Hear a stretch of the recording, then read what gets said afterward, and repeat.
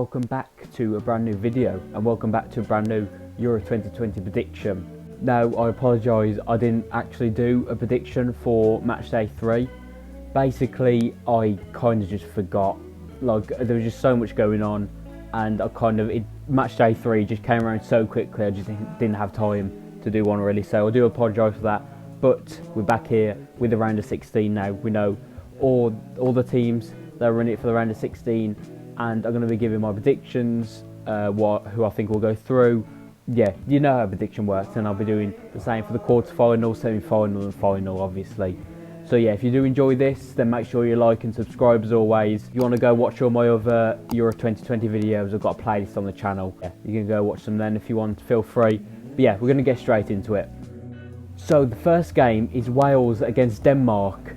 Now this is a very interesting game and a very difficult game to predict really, because I think both of them have been very good. I thought Denmark in their group had a little bit of a slow start, and obviously you know that tragic news in the Finland game with Eriksson, but their last game against Russia was, again, it's one of them things where it's hard to see if Russia was just really bad, but I thought they were just so good. They looked so up for it, they looked so ready for it, and that's going to put them in really good stead coming on into this game against Wales, which again, it's not the toughest opponents they could have got really.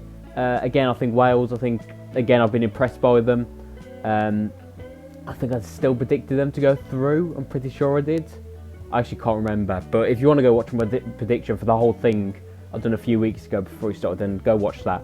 But I'm pretty sure I predicted Wales to go through, and they have. And you know, I have been impressed by Wales. I thought, you know, after that prediction, I was like, are they really going to do that well? But you know what, they've done well. They've surprised me, and so have Denmark as well. They've done well, but I've just gone for Denmark to win this 2-1.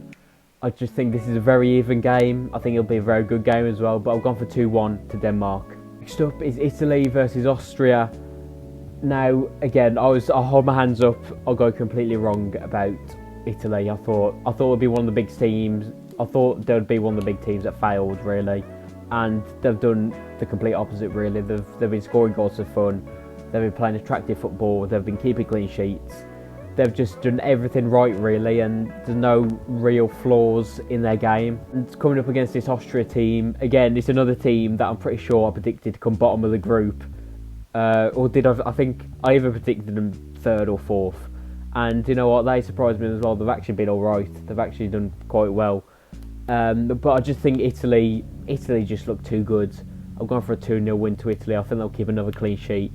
Donnarumma hasn't really had a whole lot to do in the 3 games he's played. And again, I think the thing that's just lacking for Austria really is just a half decent striker. I think that's just all they need. They've got a really good midfield, and defensively they're really solid, but just that half decent striker, I think they could be a very decent team. But I think Italy will win this 2-1. Coming up next is Netherlands against Czech Republic. Again, Netherlands, another team that surprised me a little bit. I thought just the way they was managed by Frank de Boer, just didn't really think they could do much.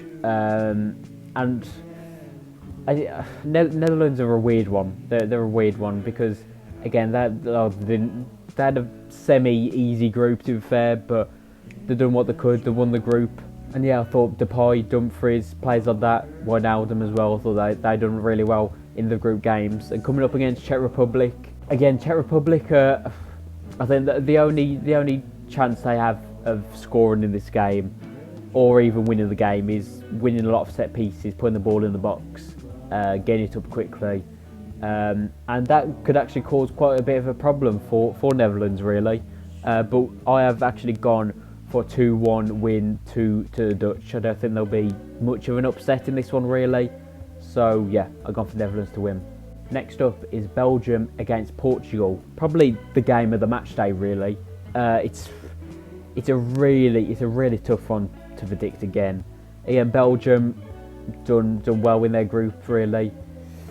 Again, it wasn't the toughest group to get out of really, but they've done the job. They got the wins and fair play. And against this Portugal team, again in a very difficult group, finished in 3rd. That game yesterday, Portugal, the whole group yesterday was just which I think they went in every single position yesterday, from going behind, from going in front in the game. It was just a mental game. And Portugal again are a weird team. I think on the day they can do really well, but then when they're off it, they're completely off it. And again, a Belgium team, you know, this is arguably their last tournament that they've got together in their golden generation, you could say.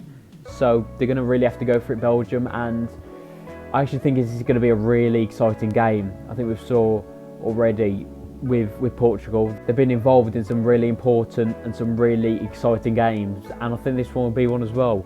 And I've actually gone, this is probably a bit of a rogue shout, but I've gone for a 4-2 win for Belgium. No extra time, no nothing like that. In the full 90 minutes, I think there'll be 6 goals, and I think Belgium will win 4-2. And the next game is Croatia against Spain. Again, Spain have been a strange team. I think their first 2 games, they've just been really dull, I won't lie. If you've watched the games you've seen, the first 2 games, I think I read a stat where they've got the most expected goals, the most possession out of any of the teams, and they've scored 1 goal in them 2 games. They're just really dull, just really boring, and just so slow, the passing. And sometimes, yeah, possession is good, but when you're not doing anything with it, it's just so pointless. And I was really doubting this last game. I was doubting whether they would even get top 2 at least. But in that last game against Slovakia, they played well. I thought that was very good, much improved, especially in that second half. I thought that was a lot better in that second half. But Slovakia were just so bad. I think Spain just done the basics right, and they was getting in good positions, and they got their 5 goals or whatever it was they scored. I lost count at the end of it, and it was nice to see Adama get some minutes. Again, you can see, I don't know why he wasn't used before that last game, to be fair, but he got some minutes, and hopefully he'll get some minutes in this game against Croatia. Again, another team like that really, that was having some good spells of possession when England played them, for example, but just wasn't really doing much with the ball. And again, this could be quite a boring game, because I feel like there could be 2 fairly even match teams. You could say Spain are just that little bit better.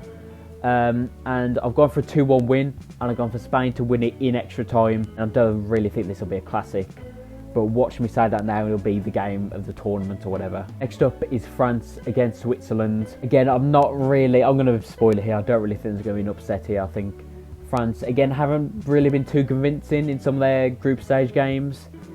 I think they are on their day. I think they are beatable on their day, but also when they're at it, they can demolish teams. And I think Switzerland, yeah, they've been okay. Shaqiri's done well, and Bolo's looked quite good as well. I just think France will have too much for them, which is why I've gone for a 2-0 win to France. Now the big game, England against Germany. No, I'll be honest. I'm happy with withdrawn Germany. We knew we was going to get 2nd place, and it was either going to be Portugal or Germany. Really, we knew that was going to happen. And you know what? I'm happy with Germany. They did get a really good win over Portugal, but you saw in their last game and their first game as well, they're just, I don't know. I think they're a beatable team, and they're a team that we can definitely beat.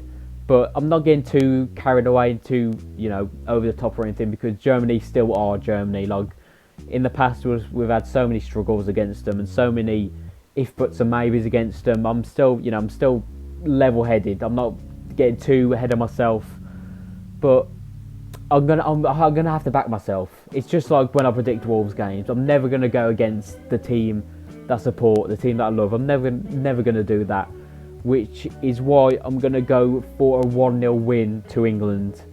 I think a win, like I've said before, not a team that's gonna go out there and it's not gonna be an open game. It's not gonna be an exciting game.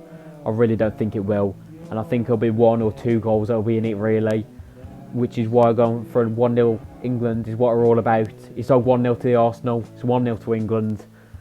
Yeah, I think we're going to win this 1-0. Defensively, we've been very good, and with Maguire and Stones back there as well, I think it'll be very good. Yeah, that is why I'm going to go for a 1-0 to England.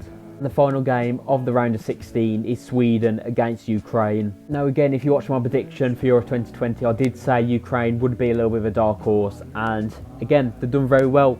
in their group, and also Sweden as well, which again I didn't really predict, but I think they've done very well. Someone like Emil Forsberg has been scoring goals for fun from midfield, and Isak hasn't really got off to like the way he started. I don't believe he scored a goal yet. I don't think he has. I could be completely wrong, but I think Sweden just look really good. The team, they just seem to know what they're doing, and they seem to do really well. And the same for Ukraine as well. And I've actually predicted this to be a really good game.